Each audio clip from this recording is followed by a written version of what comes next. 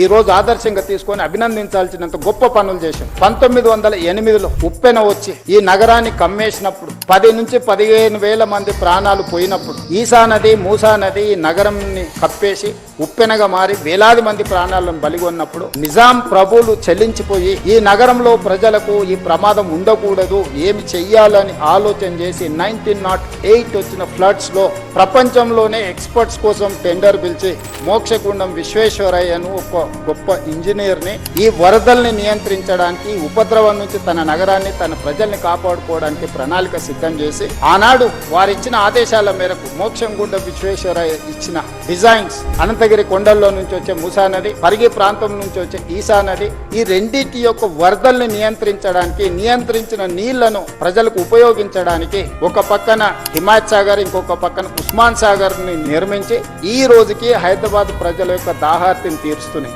100 సంవత్సరాలు పూర్తయిన చెక్కు చెదరకుండా కట్టడాలు వరదల్ని నియంత్రించడమే కాకుండా హైదరాబాద్ నగర ప్రజల్ని కాపాడడమే కాకుండా ఈ నగరానికి వ్యాపారం కోసము, విద్య కోసము, ఉపాధి కోసం వచ్చే కోట్లాది మంది దాహార్తిని తీర్చే ప్రాజెక్టులుగా ఈరోజు ఒక గొప్ప మన్నన పొందిన ప్రాజెక్టులు నిజాం ప్రభువు నిర్మించారు.